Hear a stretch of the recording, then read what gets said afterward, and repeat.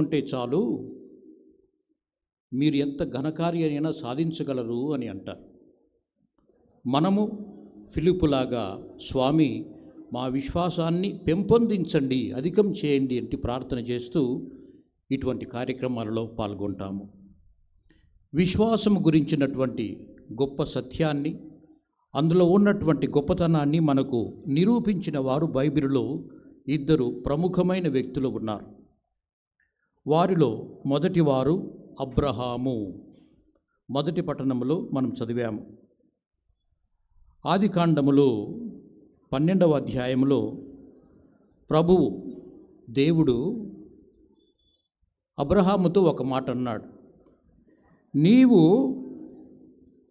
సర్వమును ఇక్కడ విడిచిపెట్టి నేను చూపించు ప్రదేశమునకు వెళ్ళాలి అన్నాడు.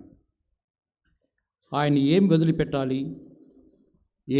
వదిలిపెట్టాలి అంటే తనకున్నటువంటి ఆస్తిని, తన చుట్టుపక్కల ఉన్నటువంటి తన మిత్రులను, బంధువులను, తన పుట్టింటిని అంటే తన తండ్రిని, తనకున్నటువంటి తోబుట్టువులను వదిలిపెట్టాలి.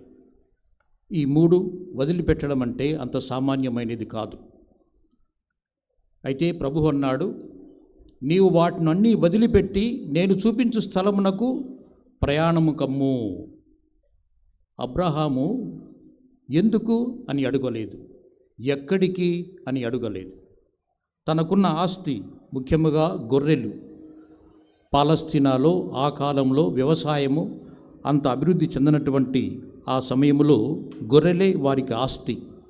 వాటి చర్మముతో వారు అనేక విషయములను వారు చేసుకుంటూ వారి జీవనాన్ని గడిపేవారు. అలాగే వాటిని ఆహారంగా కూడా స్వీకరించేవారు. అలాగే తన మిత్రులు, బంధువులు అందరిని వదిలిపెట్టి వెళ్ళాలి. అలాగే తన తండ్రిని, తనకున్నటువంటి బంధుమిత్రులను వదిలిపెట్టి వెళ్ళాలి. ఈ మూడు నీవు వదిలిపెట్టి నేను చెప్పేటువంటి ప్రదేశానికి వెళ్ళాలి అని అన్నప్పుడు అబ్రహాము అన్నాడు, చిత్తము ప్రభువా. ఇది అబ్రహాము చెప్పినటువంటి మాట. అలా బయలుదేరినటువంటి అబ్రహాము, నన్ను పిలిచినటువంటి దేవుడు నేను ఎక్కడికి వెళ్ళాలి, ఎలా జీవించాలి, ఏ విధమైన ఆస్తి నాకు ఆయన ఇస్తాడు, ఇవన్నీ కూడా ఆయన విశ్వాసంలో ఆయనకు సమాధానముగా లభించాయి. అందువల్ల ఆయన ఎక్కడికి అన్నటువంటి ప్రశ్న ఆయన వేయలేదు. రెండవదిగా, ఒకసారి ఆయన ఒక యుద్ధంలో విజయాన్ని సాధించి వచ్చేటప్పుడు మెల్కిసెదెకు అన్నటువంటి ఒక యాజకుడు ఎదురుపడతాడు. విజయం సాధించాడు యుద్ధంలో అని అంటే ఎంతోమంది బందీలను వెంటబెట్టుకొని వస్తారు. ఎందుకంటే వారు కూడా ఆ యుద్ధంలో తన ఆస్తి, తను సంపాదించిన ఆస్తి, అలాగే కొల్లగొట్టినటువంటి బంగారము, ధనము ఇవన్నీ కూడా ఉండేటివి.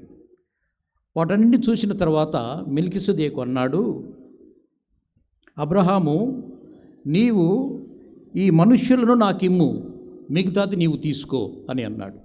ఆ కాలంలో యుద్ధములో జయించినటువంటి మనుషులు అంటే వాళ్ళు బానిసలుగా చూస్తారు. బానిసలంటే మనం ఊహించుకోవచ్చు ఆ కాలంలో ఎలా ఉండేవాళ్ళు. కానీ మెల్కిసెదెకు మహా ఉత్తముడు, శాంతి కాముకుడు, శాంతి కోరుకున్నటువంటి రాజు. షాలేము అన్నటువంటి రాజ్యానికి ఆయన అధిపతి, ఒక యాజకుడు. ఆయన ఆ మాట అనేసరికి అబ్రహాం అన్నాడు, స్వామి, నాకు ఈ మనుషులను బాధ పెట్టాలని ఎంతమాత్రమూ లేదు అని అన్నాడు. షాలేం అన్నటువంటి మాట ఏమిటంటే, అది లతీను భాషలో చక్కగా చెప్పబడింది. దా మిహి ఆనిమాస్ చేతిరా తోల్లే, దా మిహి ఆనిమాస్ చేతిరా తోల్లే, నాకు మనుషులను ఇమ్ము, నీవు మిగతా తీసుకో అని అన్నాడు. అప్పుడు అబ్రహాం అన్నాడు, నాకు అటువంటి దురుద్దేశం అంటూ ఏమీ లేదు స్వామి అన్నాడు. ఈ వాక్యము పునీత జాన్ బోస్కో గారు తీసుకున్నారు, తన ఆశయంగా తీసుకున్నారు. నాకు ఆత్మల నిమ్ము, మిగతాది నీవు తీసుకో అంటూ తన ఆశయాన్ని కొనసాగించారు. ఆయనకి ఈ వాక్యము నచ్చింది.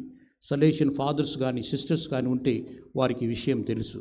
నాకు ఆత్మల నిమ్ము, మిగతాది నీవు తీసుకో అంటూ మెల్కిసెదెకు చెప్పినటువంటి ఆ వాక్యము అబ్రహాము చేస్తూ ఆయన ఆయన ఆయనకు 10వ వంతు చెల్లించినట్లుగా మనము గమనిస్తాం. అంటే మనుషుల పట్ల ప్రేమ, విశ్వాసం ఉన్నటువంటి వ్యక్తికి మనుషుల పట్ల ప్రేమ ఉంటుంది.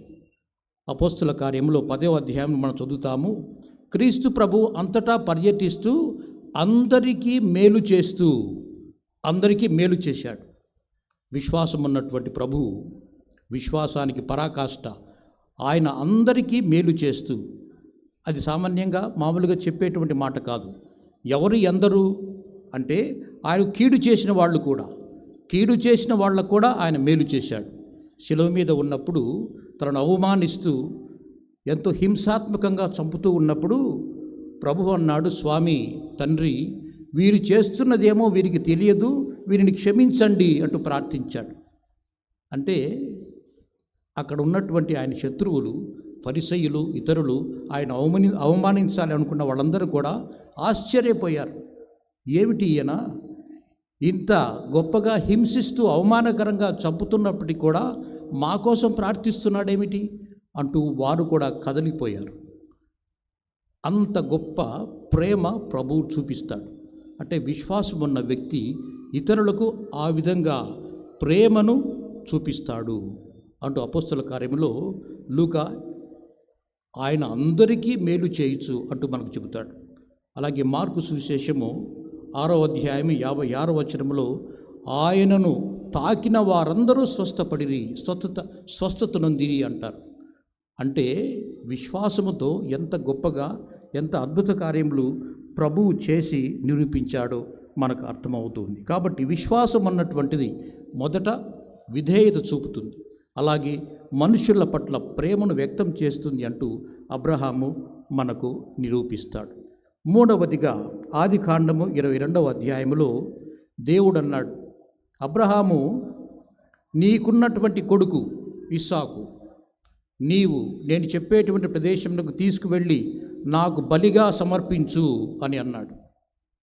అంతకుముందు దేవుడు అన్నాడు, నీకు కుమారుని ప్రసాదిస్తాను, ఆ కుమారుని ద్వారా నీవు ఆకాశమునందల నక్షత్రముల వలె, సముద్ర తీరమునందల ఇసుకరేణువుల వలె సంతతిని పొందుతావు అని అన్నాడు.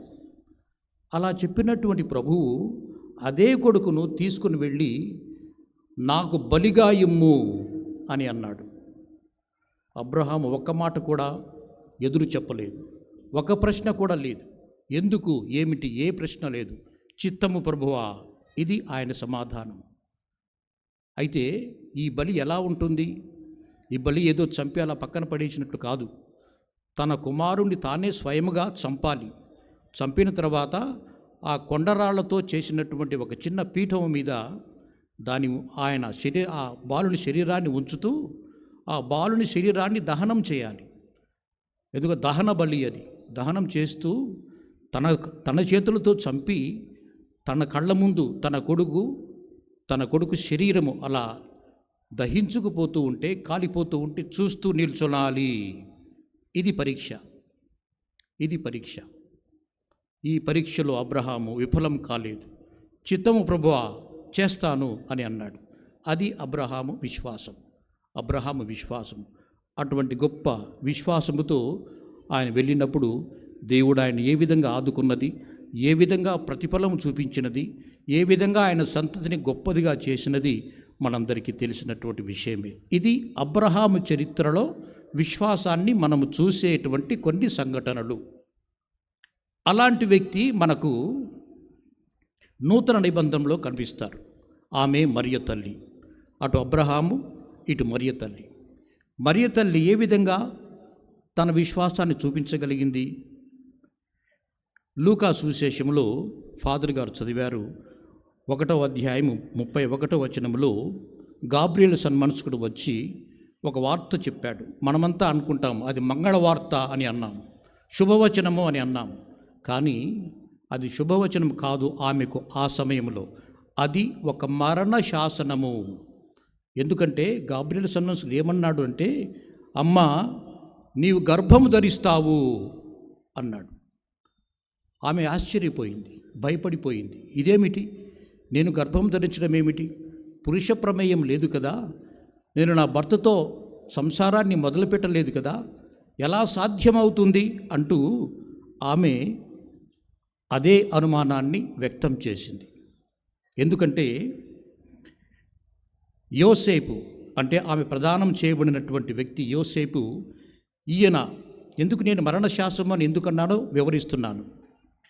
యోసేపు ఒకవేళ ఆమె గర్భముతో నాకు ప్రమేయం లేదు అని ఒక మాట చెప్పాడనుకోండి, అప్పుడు ఆమె పరిస్థితి ఎలా ఉంటుందంటే ఆమెను రాళ్లతో కొట్టి చంపాలి అంటూ ద్వితీయోపదేశకాండము 22వ అధ్యాయంలో ఉంది. అంటే ఒకరికి ప్రదానం చేయబడినటువంటి ఒక బాలిక శీలవతి కాదు అని తెలుసుకున్నప్పుడు ఆమెను రాళ్లతో కొట్టి చంపాలి అంటూ ద్వితీయోపదేశకాండము 22వ అధ్యాయంలో వ్రాయబడి ఉంది. కారణం ఏమిటంటే మొట్టమొదటిగా ఆమె తన కుటుంబానికి అగౌరవం తీసుకువచ్చింది, తన తండ్రికి అగౌరవం చూపిస్తూ ఉన్నది. రెండవది, తాను ప్రదానం చేయబడినటువంటి వ్యక్తిని మోసగించినది, ఇది రెండవది. మూడవది, ధర్మశాస్త్రాన్ని పాటించలేదు. ఇవి కారణాలు. ఈ కారణాల వల్ల ఆ అమ్మాయిని రాళ్లతో కొట్టి చంపాలి అంటూ వ్రాయబడి ఉంది. అందువల్ల గాబ్రియేలు చెప్పినటువంటి వార్త అది ఒక మరణశాసనం నవలగా మనకు కనిపిస్తూ ఉంది. అందుకు ఆమె ఇది ఎలా సాధ్యమవుతుంది, పురుష ప్రమేయం లేదు కదా అంటూ తన అనుమానాన్ని వ్యక్తం చేసింది. వ్యక్తం చేసినప్పుడు గాబ్రియేలు సన్మనస్కుడు అన్నాడు కదా, ఇది దైవ చిత్తము, దైవ సంకల్పము, దైవ ప్రమేయము.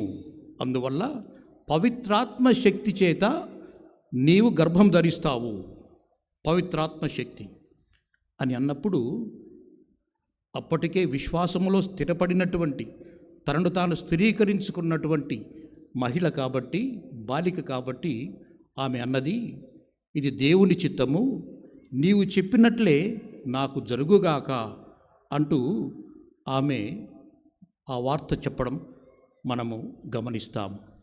అగుస్తీను వారు ఒక మాట అంటారు, తాను వ్రాసినటువంటి గ్రంథాలలో ఒక మాట అంటారు, పరలోకమంతా కూడా ఎదురు చూస్తూ ఉన్నదట, ఈ బాలిక ఏమి చెప్పబోతుందో, ఈమె ఏమి చెబుతుందో, భయంతో పారిపోతుందేమో, లేదా అయిష్టతతో అయ్యో నాకు వద్దు అంటుందేమో, ఏమి చెబుతుందో.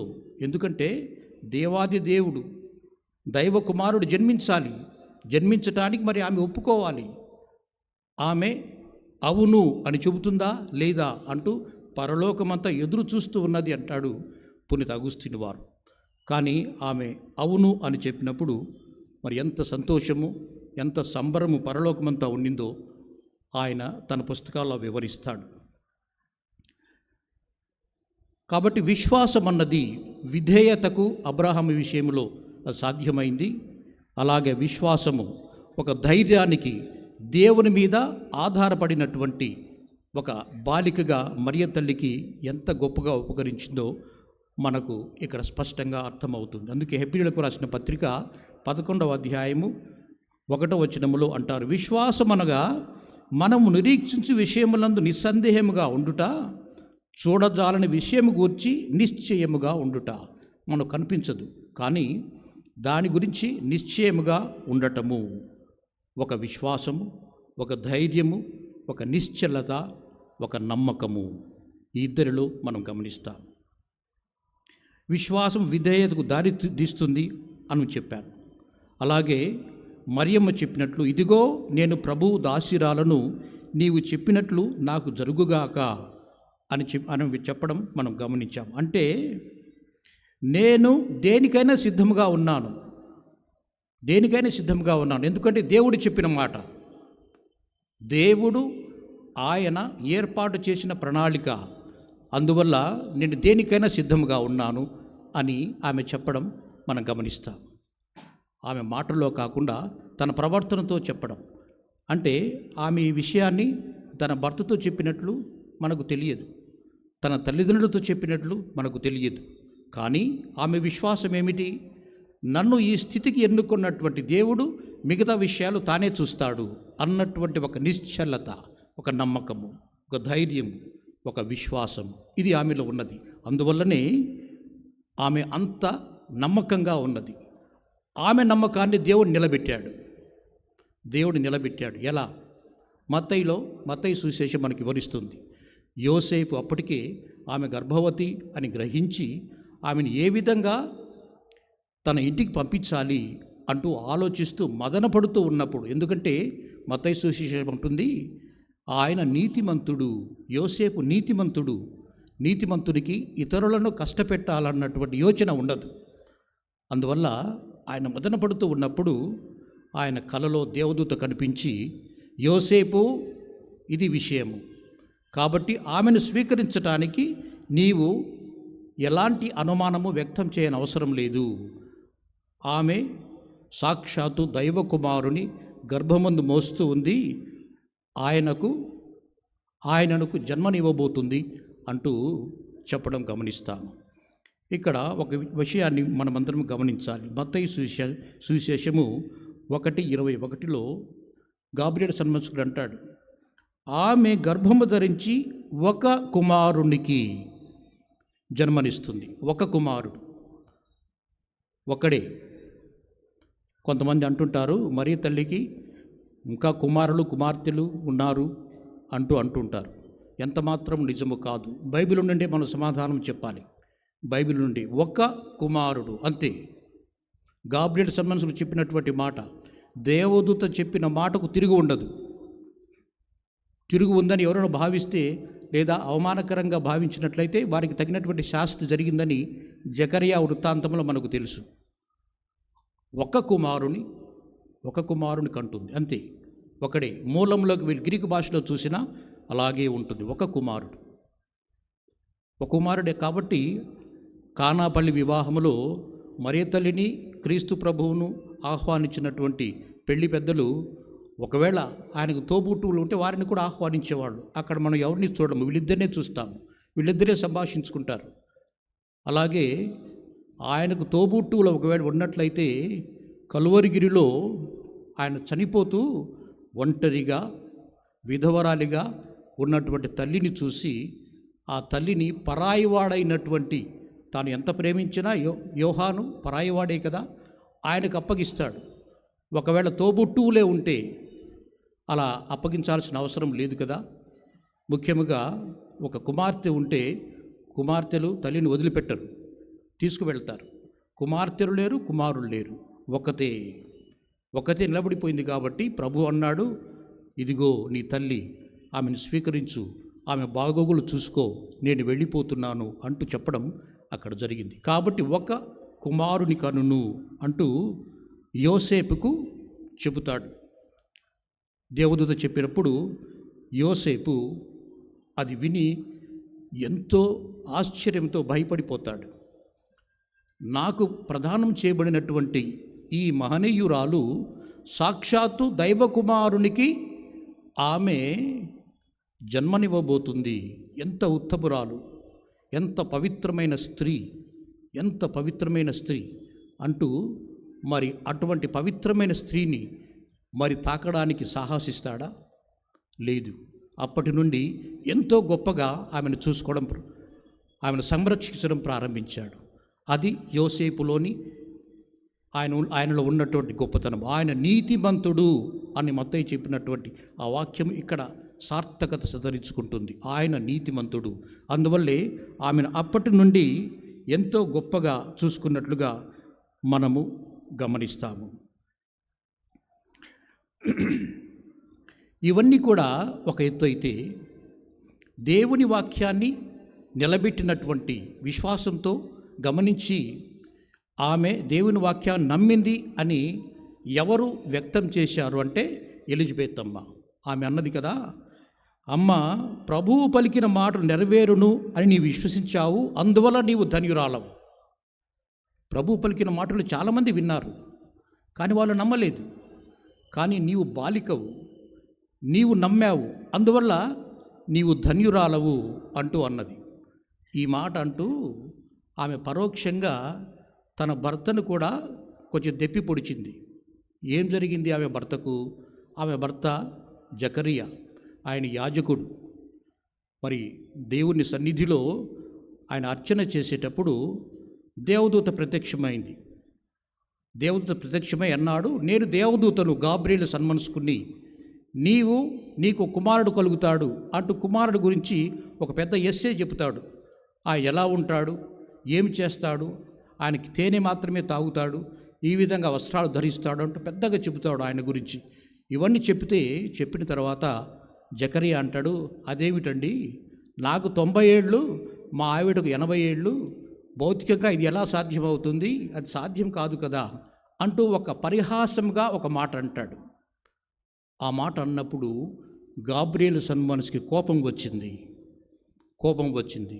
ఆయన అన్నాడు కదా, ఏమి, నేను దేవదూతను అని నీకు తెలియపరిచాను, నేను దేవుని సమక్షంలో ఉండే దేవదూతను, దేవుని మాటను మోసుకొని వచ్చినటువంటి వాడను, నీవు ఒక యాజకునివి, దేవునికి అర్చన చేసేటువంటి వాడు, ధర్మశాస్త్రం తెలిసినటువంటి వాడు, విశ్వాసము ఉన్నటువంటి వాడవు, కానీ నీ విశ్వసించడం లేదేమిటి?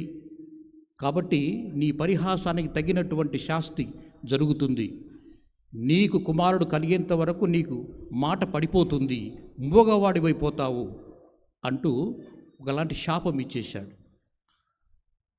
ఆ మాటను మనం బహుశా ఇక్కడ గుర్తుకు తెచ్చుకోవాలి. ఎలిజబెత్ అమ్మ ఆమె పరోక్షంగా చెబుతూ ఉంది, దేవుని చిత్తం మాట, ఆ దేవుని మాట జరుగుతుంది, ఆయన చిత్తం నెరవేరుతుంది అని నమ్మినటువంటి ఓ ధన్యురాల, నీవు ఎంత గొప్పదానవు అంటూ మరియమ్మతో ఆమె చెప్పడం మనం గమనిస్తాము.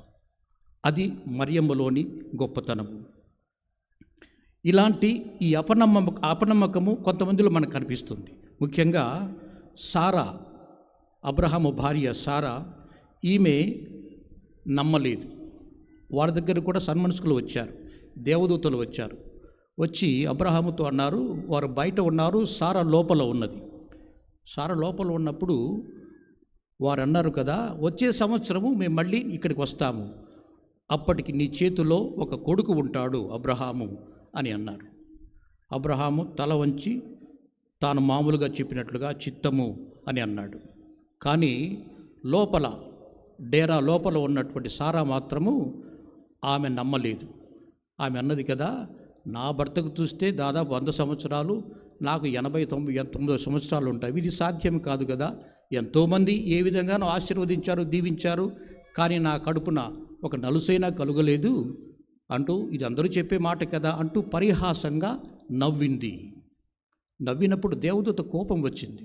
ఆయన అన్నాడు కదా, అదేమిటి, నీ కుమారుడు కలుగుతాడు అని చెబుతుంటే సారా ఎందుకు నవ్వుతున్నది అంటూ ప్రశ్నించాడు. అబ్రహాము దేవదూతలు బయట ఉన్నారు, సారా లోపల ఉన్నది. అబ్రహాముకి ఏమీ అర్థం కాలేదు, కానీ సారా మాత్రం ఆ మాట విన్నది. ఆమె అన్నది కదా, అదేమిటి, నేను నవ్వినట్లు వాళ్ళకెలా తెలిసింది, నా అపనమ్మకం వాళ్ళకెట్లా తెలిసింది అంటూ ఆమె భయపడిపోయి వెంటనే అబద్ధం చెప్పేసింది. మనకందరికీ కూడా అలవాటే అబద్ధం చెప్పడం. గబక్కినన్నది, నేను నవ్వలేదు అన్నది. కానీ దేవదూత అన్నాడు, జాగ్రత్త, మేము దేవదూతలము, దేవుని సమక్షంలో ఉండువాళ్ళము, నీవు నవ్వావు. ఆంగ్లంలో చాలా చక్కగా, ఆంగ్ల అనువాదం చాలా చక్కగా ఉంటుంది. దేవదూత అన్నాడు, ఎస్ యూ డిడ్ లాఫ్, నీవు పరిహాసంగా నవ్వావు, జాగ్రత్త. సారా నమ్మలేదు. అలాగే అబ్రహాము కూడా ఆదికాండం 17వ అధ్యాయం 17వ వచనంలో ఈ మాట చెప్పినప్పుడు ఆయన కూడా తనలో నవ్వుకున్నాడు. ఇదేమిటి, నాకు ఈ వృద్ధాప్యంలో కొడుకేమిటి, ఇంతకు ముందే నాకు కొడుకునిచ్చావు ఇష్మాయేలు, ఆయన బాగా చూడు తండ్రి, ఆయన ఆశీర్వదించు అంటూ అన్నాడు. కానీ లేదు అబ్రహాము, నేను నీ కుమారుని ఇస్తాను అంటూ దేవుడు చెప్పడం జరిగింది. ఆయన కూడా నవ్వాడు. జకరియా ఇప్పుడు చెప్పుకున్నాము. ఈ ముగ్గురు చాలా పెద్ద మనుషులు, 80, 90, 100 సంవత్సరాలు ఉన్నటువంటి వాళ్ళు. కానీ ఈమె కేవలం ఒక బాలిక, 20 సంవత్సరాలు మాత్రమే ఉన్నటువంటి ఒక బాలిక. ఈమె చిత్తము, నీవు దేవుని వాక్యాన్ని నాకు చెబుతున్నావు, నీవు చెప్పినట్లే నాకు జరుగుగాక. ఎక్కడి నుంచి వచ్చింది విశ్వాసము, ఎక్కడిది నమ్మకం, ఎక్కడిది ధైర్యం? తన భర్త తన గురించి ఏమనుకుంటాడు, తల్లిదండ్రులు ఏమనుకుంటారు, ఎవరు నమ్ముతారు? పవిత్రాత్మ శక్తి చేత నా గర్భం వచ్చిందని చెబితే ఎవరు నమ్ముతారు? ఎంత ప్రమాదకరమైన పరిస్థితి అయినప్పటికీ ఇది దేవుని ఆజ్ఞ, ఆయన ప్రణాళిక, నీవు చెప్పినట్లే నాకు జరుగుగాక. ఇది ఆమె విశ్వాసం. అందుకే ఆమె గొప్పది, అందుకే ఆమె అంత గొప్పది. ఈరోజు ఎందుకు మనం గౌరవిస్తాం ఆమెను, ఆ తల్లిని? కారణం ఏమిటంటే ఆమె నిశ్చలమైనటువంటి విశ్వాసము, ఎవరూ చూపనటువంటి విశ్వాసాన్ని ఆమె చూపింది. అందుకే ఆమె అంటే మనకు అంత గౌరవము, అంత నమ్మకము. అమ్మ, నీలో ఉన్నటువంటి విశ్వాసాన్ని కొంచెమైనా మాకు ప్రసాదించు అంటే మనం ప్రార్థన చేస్తాం, ఆమె సహాయాన్ని కోరుకుంటాం. అందుకే ఆమె అంత గొప్ప గుణ విశేషాలు కలిగినటువంటి స్త్రీ.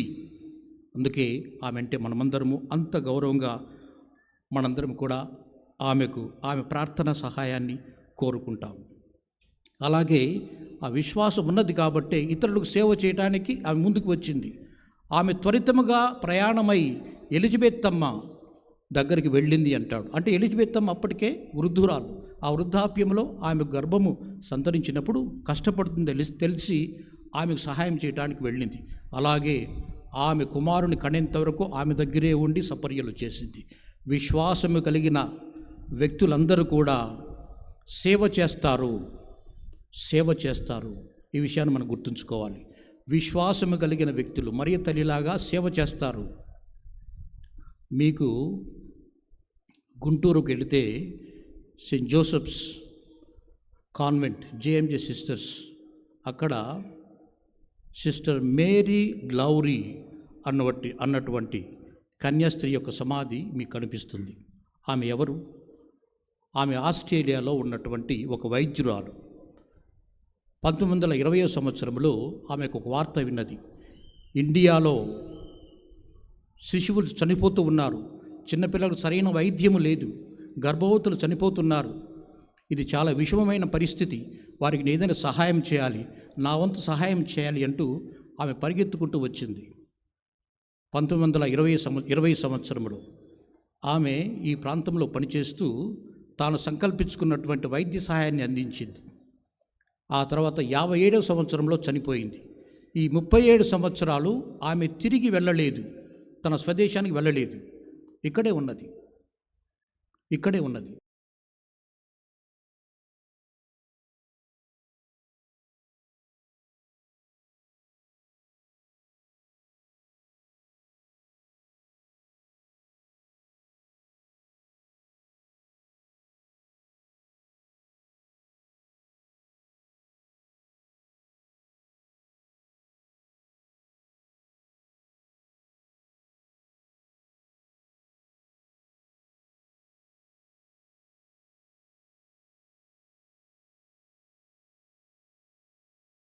వచ్చింది, సేవ చేసింది.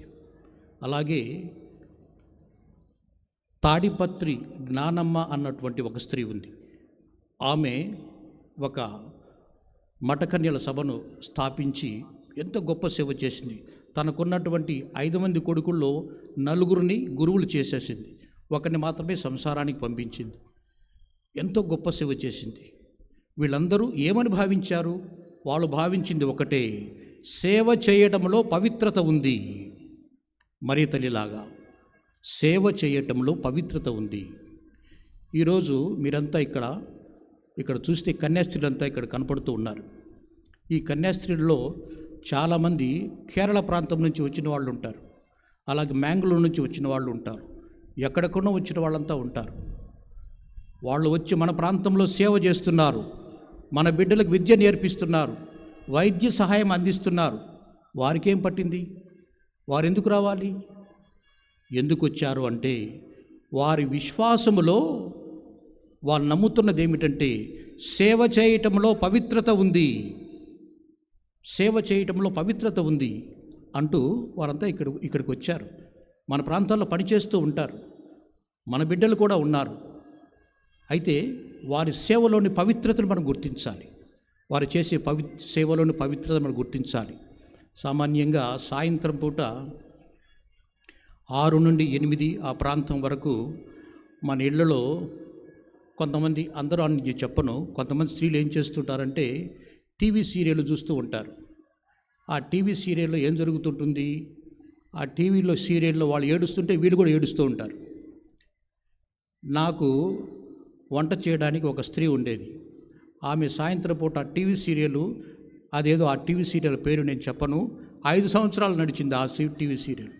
ఈ 5 సంవత్సరాలు ఆమె ఏం చేసిందంటే, ఆ సమయంలో నేను వేరే టీవీలో ప్రోగ్రాం చూడడానికి వీల్లేదు. ఆమె వచ్చి అక్కడ కూర్చుంటుంది, ఆ టీవీ సీరియలే పెట్టాలి. అందులో వాళ్ళు ఏడుస్తుంటే ఈమె కూడా ఏడుస్తూ ఉంటుంది. వాళ్ళు నవ్వుతూ ఈమె నవ్వుతూ ఉంటుంది.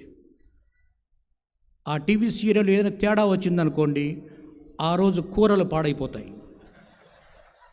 నేను ఆమెను ఇదేంటమ్మా అని ప్రశ్నించడానికి వీల్లేదు, ఎందుకంటే సమాధానం టీవీ సీరియల్లో లభిస్తుంది. అంత ప్రభావితం చూపిస్తాయి. ఆ సమయంలో మీరు గుర్తించవలసింది, ఈ కన్యాస్త్రీలు ఏం చేస్తారో తెలుసా? వారికి ఈవినింగ్ ప్రేయర్ అని ఉంటుంది. ఈవినింగ్ ప్రేయర్ చెబుతారు, అడరేషన్ చేస్తారు, ధ్యానం చేస్తారు. అది వాళ్ళు చేసే పని. వారు చేసే సేవలో వారికి శక్తి ఎక్కడి నుంచి వస్తుంది? ఆ ప్రార్థన జీవితంలో వస్తుంది. ప్రార్థన జీవితంలో వస్తుంది. కోవిడ్ వచ్చినప్పుడు, కరోనా వచ్చినప్పుడు కన్యాస్త్రీలు ఎంత కన్నీళ్లతో ప్రార్థన చేశారు. వారి ప్రార్థన సహాయంతో మనమంతా బాగుపడలేదా? అంటే నేను చెప్పదలుచుకున్నది ఏమిటంటే, సేవ చేయటంలో పవిత్రత ఉంది అని నమ్ముతారు కాబట్టి వారి జీవితాలు వారు దేవునికి అంకితం చేసుకొని వారి ప్రాంతాల నుంచి తిరిగి వచ్చి ఇక్కడికి వచ్చారు, మనకు సేవ చేస్తున్నారు. అలాగే మన సోదర గురువులు ఎక్కడి నుంచో వస్తారు, ఏ తల్లి కన్న బిడ్డలో ఇక్కడికి వస్తారు, మనకు సేవ చేస్తారు. సేవ చేసినటువంటి మహానుభావులందరూ మన ముందు వెళ్ళలేదా? వారంతా గమనించింది ఏమిటి? సేవ చేయటంలో పవిత్రత ఉంది అని. లేకపోతే ఎక్కడో అల్బేనియాలో జన్మించిన మదర్ తెరీసా పరిగెత్తుకుంటూ కలకత్తాకు వచ్చి తొట్టిలో పడిపోయినటువంటి బిడ్డను తీసుకొని హృదయానికి హత్తుకొని ఎందుకు సేవ చేస్తుంది? మరియ తల్లి చూపించింది కాబట్టి. సేవ చేయడంలో భాగ్యం ఉంది, సేవ చేయడంలో పవిత్రత ఉంది అని ఆమె గ్రహించింది కాబట్టి. అలాగే ఎందరో మహానుభావులు వీరంతా మనకు దారి చూపుతారు. సేవ చేయటం క్రైస్తవులు సేవ చేయటంలో తరిస్తారు, భాగ్యాన్ని పొందుతారు, విజయాన్ని పొందుతారు, పవిత్రతను పొందుతారు. ఎవరి నుంచి నేర్చుకున్నారు? మరియ తల్లి నుంచి నేర్చుకున్నారు. కానాపల్లిలో ద్రాక్షరసం అయిపోయింది. ఆమెకు సంబంధించిన విషయం కాదు, ఆమె కేవలం ఒక అతిథి మాత్రమే, ఒక గెస్ట్ మాత్రమే. కానీ ఎవరు చెప్పారు ఆమెకు? ఎవరు చెప్పలేదు. కానీ తన వంతు తాను చేయాలి, ఇతరులకు సహాయం చేయాలి, ఇతరులకు మేలు చేయాలి అంటూ కుమారుడిని అడిగింది. కుమారుడు అన్నాడు కదా, అమ్మ మనకు సంబంధించిన విషయం కాదు అది, నా సమయం ఇంకా రాలేదు అన్నది. కానీ కుమారుని 30 సంవత్సరాలు పెంచింది. కుమారుని యొక్క మనసు తెలియదా? ఆమెకు తెలుసు. అందుకే పనివాళ్లతో చెప్పింది, ఎదుగో ఆ కుర్రవాడు ఉన్నాడు కదా, ఆయన ఏం చెప్తారో అది చేయండి అంటూ ఆమె ప్రోత్సహించింది. తల్లి మనసు గ్రహించిన వాడై కొడుకు తన సమయం రాకపోయినా అద్భుతం చేసి తన తల్లి మాట నిలబెట్టాడు, తన తల్లిని సంతోషపెట్టాడు. ఆ తల్లి మనసు అటువంటిది. మన జీవితంలో కూడా ఏదైనా లోటు జరిగిందనుకోండి, ఏదైనా అపశుద్ధి జరిగిందనుకోండి, ఆ తల్లి ఉన్నది. ఆమె అంటుంది, వారికి లోటు వచ్చింది, ఈ సమస్య వచ్చింది, ఈ అస్వస్థత జరిగింది, వారికి బాగు చేయనైనా వారిని ఆదుకో అంటూ కుమారునికి చెబుతుంది. తల్లి మనసు గ్రహించిన వాడై యేసుక్రీస్తు ప్రభు మనందరికీ కూడా సహాయం చేస్తాడు. అటువంటి గొప్ప తల్లి మనకున్నందుకు మనమందరం కూడా ఎంతో సంతోషించాలి. అటువంటి తల్లికి 30 సంవత్సరాలు పెంచిన కొడుకు 33వ సంవత్సరంలో ఏమి లభించింది? ఆమెకేమి లభించింది అంటే, మార్కు సువిశేషం 3వ అధ్యాయంలో ఒక మాట ఉంది. అందరూ ఆయనకు మతి చెల్లించింది అన్నారు. పరిగెత్తుకుంటూ వెళ్ళింది. ఆయనకు మతి చెల్లించింది, పరిగెత్తుకుంటూ వెళ్ళింది. అది మొదటిది. రెండవది ఆమెకు లభించింది ఏమిటంటే, 33వ సంవత్సరంలో ఆయనను చంపి, తన కొడుకును చంపి నిర్జీవమైన శరీరాన్ని ఆమె చేతుల్లో ఉంచారు. 33 సంవత్సరాల తన కొడుకును చూసిన తల్లికి ఆమెకు లభించినటువంటి బహుమానం అది. కానీ ఆమె భయపడలేదు. ఆమె కన్నీళ్లు పెట్టినట్లుగా, ఏడ్చినట్లుగా మనకు సువిశేషంలో కనిపించదు. ఒక ధీర వనితగా శిలువ దగ్గర నిల్చొని చూస్తున్నట్లుగా తన కుమారుడు చేసేటువంటి త్యాగ బలిని తిలకించినటువంటి ధీర వనితగా మనం గమనిస్తాం. అది ఆమె ధైర్యం, అది ఆమె పవిత్రత, అది ఆమె నిశ్చలత, ఆమె విశ్వాసము. అటువంటి ధీర వనిత కాబట్టే నీ కుటుంబంలో ఏదైనా జరిగినట్లయితే నీకు ధైర్యాన్ని ఇవ్వటానికి, నీకు నీ విశ్వాసాన్ని పటిష్టపరచడానికి ఆమె ముందుకు వస్తుంది, నీకోసం ప్రార్థిస్తుంది. ఒక ధైర్యవంతురాలు, ఒక ధీర వనిత, విశ్వాసం ఉన్నటువంటి స్త్రీ మన తల్లి కాబట్టి మనందరిని కూడా ఆదుకుంటుంది. అటువంటి తల్లిని మనం ఎంతో గొప్పగా ఈ పండుగ దినాలను గౌరవిస్తున్నాము. గుణదల తమిళనాడులో వెలాంగని ఎలాంటిదో తెలుగువారికి అలాంటిది. తెలుగువారికి వెలాంగని, తెలుగువారి వెలాంగని గుణదల. ఈ ప్రాంతానికి వచ్చిన వారందరూ స్వస్థత పొందుతూ, మరియ తల్లి దీవెనలు పొందుతూ వెళుతున్నట్టుగా మనం గమనిస్తాం. కారణం ఏమిటి? ఆమె విశ్వాస జీవితంలో తనను తాను స్థిరీకరించుకొని మనందరికీ కూడా ఆ గుణాలు నేర్పిస్తూ ఉన్నారు. అందుకే మనమంతా విశ్వాసంతో ఆమె ప్రార్థన సహాయాన్ని కోరుకుంటూ ఇక్కడికి వస్తున్నాము. ఆమెను గౌరవిస్తున్నాము. సంతోషంగా ఒకరినొకరు పలకరించుకుంటున్నాము. సంబరంగా ఉత్సవాలు చేసుకుంటూ ఎంతోమంది అభిషిక్తులైన గురువుల మధ్య మనమందరూ దేవునికి బలిని సమర్పిస్తూ ఆనందాన్ని పొందుతున్నాము, సంతోషాన్ని పొందుతున్నాము, ఆశీస్సులు పొందుతున్నాము. అటువంటి ఆ తల్లి మనందరిని కూడా కరుణించి తన ప్రార్థన సహాయంతో మనకున్నటువంటి సమస్యలు, మనకున్నటువంటి అనేక విన్నపములు భగవంతునికి తెలియపరిచి మనందరినీ ఆశీర్వదించినట్టుగా ఈ దినములలో ఒకరి కోసం ఒకరు ప్రార్థిస్తూ మన విశ్వాసాన్ని వ్యక్తం చేద్దాం.